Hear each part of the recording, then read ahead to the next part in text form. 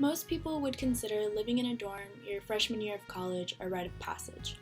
Along with that is being randomly assigned to a roommate or roommates. My experience involved being randomly assigned to 2 roommates instead of 1. In the beginning, I didn't understand the contextual meanings of race at play when rooming with 2 white roommates as a person of color. However, as the semesters flew by, I realized the many instances in which race played a role in my living experience. Now, it's no secret that there are bound to be roommate conflicts when living with 2 people you've never met before. In fact, they're expected. However, there are times when conflict can be due to racial prejudice. Take, for example, the experience of Chanel Rowe, a University of Hartford student who was harassed by her white roommate for being black. Brianna Brochu, the roommate, was said to have licked Rowe's eating utensils, smeared bodily fluids on her backpack, and tampered with her personal belongings. Sounds crazy, right? These racially charged actions are disturbing, but physical acts are not the only things that can apply to racial conflicts in roommate situations. As someone who is Hispanic, living with 2 white roommates made me feel like the token person of color in the room who had to explain why saying certain words or expressing certain stereotypes were problematic and offensive. For example, whenever we would get ready to go out, one of us would play music.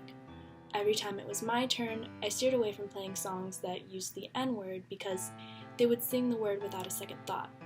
Although I expressed how uncomfortable and wrong it was for them to say it, even while singing, they continued to use the word as a lyric, then apologized later when we were finished listening. This demonstrated that they knew what they were doing was wrong and problematic, but because there was no black people in the room, they didn't think that there was a problem or any consequences.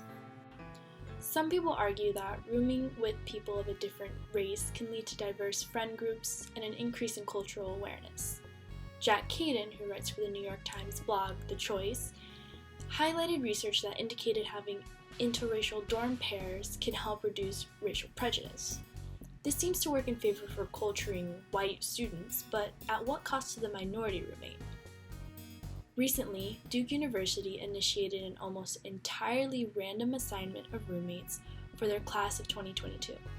Jeremy Bowerwolf, a writer for Inside Higher ED, explains that there are many people who support this change in dorm assignments, but there are also those who strongly oppose to the idea. One of those is a student at Duke who is also the vice president of the Black Student Alliance, Ryan Briggs. Briggs expressed his discontent on the change by explaining how removing the option to choose your roommate can put a minority student at risk of having to go out of their way to teach their peers how to correctly interact with the community.